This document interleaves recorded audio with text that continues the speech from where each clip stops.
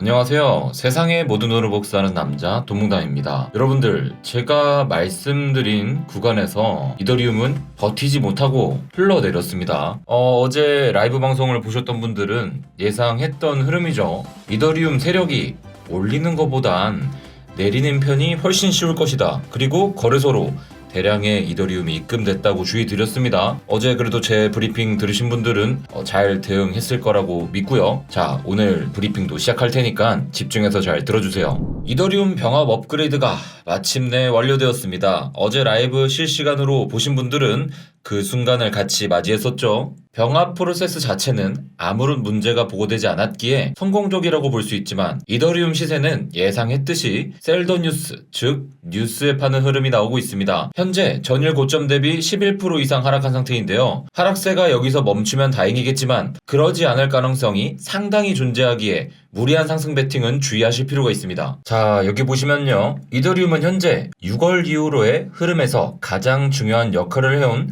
노란색 추세선에 닿아 있습니다.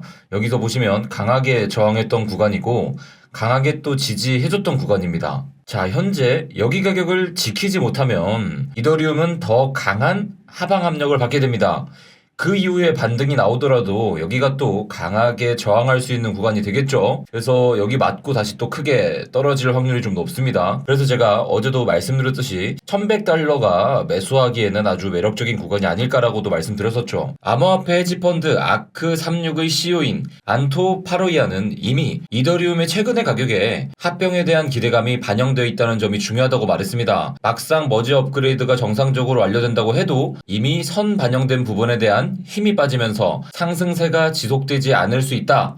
그 점을 지적했었죠. 여러분들 혹시 9월 13일 영상에서도 제가 강조해서 말씀드렸던 내용들 기억나시나요? 당시에 제가 어떤 이유로 이더리움 상승 베팅을 주의하라고 말씀드렸는지 같이 한번 다시 확인해보시고 나머지 브리핑을 이어가도록 하겠습니다. 지금 크립토 시장에서 주목해야 하고 주의해야 할 것은 이더리움 투자입니다. 모두의 관심이 집중되어 있는 이더리움 병합이 임박했기 때문입니다. 병합 이전과 이후에 어떻게 대응해야 되는지는 이전의 다른 영상에서도 자세히 설명드렸습니다. 병합이 성공적으로 끝나는 것을 호재로 급등이 발생할 가능성은 없지 않겠지만 리스크 관리를 위해 투자자들은 충분한 주의를 기울일 필요가 있겠습니다. 지난주 이더리움 투자 상품에서 총 6,200만 달러에 달하는 기간 자금의 유출이 있었습니다. 이는 병합 업그레이드가 계획대로 진행되지 않을 수 있는 부분에 대한 투자자들의 우려를 정확히 보여주는 데이터입니다. 이런 데이터를 간과해서는 안 됩니다. 업그레이드 이후로 이더리움이 크게 상승할 수 있다는 말을 하는 여러 주장들이 모두 다 틀린 것은 아니겠지만 리스크가 더 높다고 판단되는 상황 속에서 투자자들은 한 발 빼고 시장을 관망할 줄 알아야 되기 때문입니다. 거시적인 경제 측면에서는 오늘 저녁에 있을 CPI 발표가 있고요. 크립토 시장에서는 이더리움 병합이 있습니다.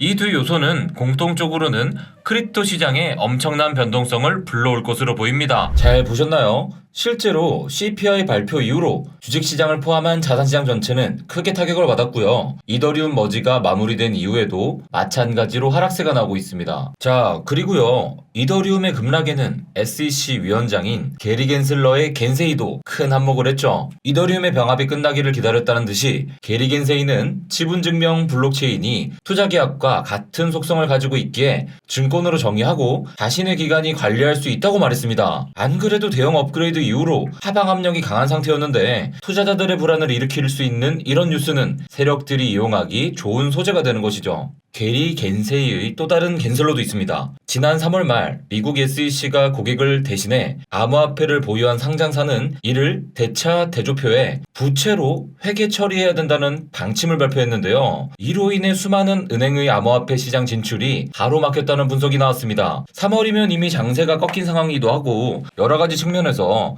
은행의 진출이 막혔다는 것은 그저 핑계일 뿐일 가능성이 높습니다. 하지만 SEC가 발목을 잡는다는 그림 자체는 투자자들의 투심을 떨어뜨리기에 충분한 요인이 될 수는 있어요. 안 그래도 시장상이 안 좋은데 한때 암호화폐 친화적이라고 평가를 받았던 게리 겐슬러는 투자자들 입장에서는 얄미운 짓만 아주 골라서 하고 있는 상황이죠. 나스닥 선물 또한 계속해서 약세를 이어가고 있습니다. 이미 고점을 확실하게 낮춘 상태입니다. 여기서 파란색 점선의 지지를 받지 못한다면 나스닥은 저점까지 낮추는 것이 되며 이 과정에서 6월의 저점을 다시 방문할 가능성이 높아지게 됩니다. 6월의 저점까지 하락하게 된다면 나스닥은 현재 위치에서 7% 이상을 더 하락하게 되는 것인데요. 나스닥이 이 정도 하락한다면 현재 나스닥과 매우 높은 상관관계를 가지고 있는 비트코인 또한 6월의 저점을 향해 갈 가능성이 높아진다고 보시면 되겠습니다. 미국 국채금리가 가파르게 상승하는 상황 속에서 특히 2년물 국채금리가 급등하고 있는 것에 집중할 필요가 있습니다. 단기 채권 금리로 분류되는 2년물 국채금리가 이렇게 급등한다는 것은 다가오는 FOMC에서 높은 수준의 금리 인상이 있을 것에 대한 선반영이라고 보시면 됩니다.